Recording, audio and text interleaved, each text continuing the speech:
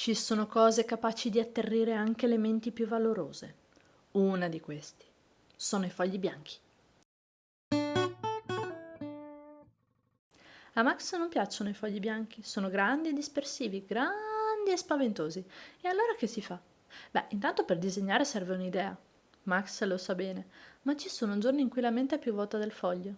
E allora il modo migliore per pensare è non pensarci affatto. O meglio ancora distrarsi con attività ispiranti. Ognuno ha la sua ovviamente, a qualcuno piacerà leggere, a qualcuno ascoltare musica, giocare col proprio fratello o picchiarlo. A Max ad esempio serve moltissimo guardare foto e illustrazioni, i cui colori e le cui forme riescono a far scattare imprevedibili scintille di creatività. Uno dei suoi posti preferiti è DeviantArt. Dicono che anche correre serva a liberare la mente, anche se Max onestamente non ha nessuna intenzione di accertarsene. Una volta che c'è l'idea, resta il malefico foglio bianco. Come approcciarlo e come trasformare l'immagine mentale in linee e colori? Molto spesso quando non si trova l'ispirazione giusta per iniziare si pensa di essere noi il problema, ma perché non provare a rendere l'ambiente che ci circonda più adatto alla situazione? Persone diverse hanno bisogni diversi. Per lavorare bene alcuni hanno bisogno di canzoni a tema, altri del silenzio totale. Ma anche una giusta illuminazione e posizione possono fare miracoli.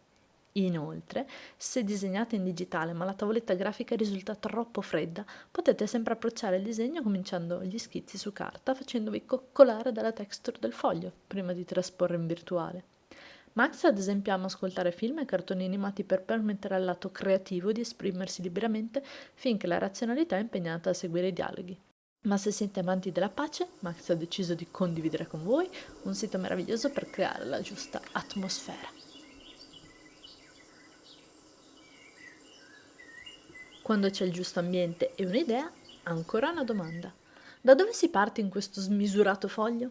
Anche qui non c'è una regola che valga per tutti. A volte si ha l'immagine di una sensazione, un'atmosfera più che un disegno bello che è finito in testa, per cui può essere utile partire dalla scelta dei colori, cominciando a comporre forme e macchie, andando a definirle pian piano.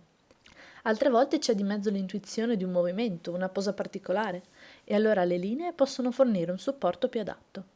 Per valutare meglio la composizione e le proporzioni, Max preferisce fare prima uno schizzo piccino piccino, in modo da avere una visuale dell'insieme da lontano.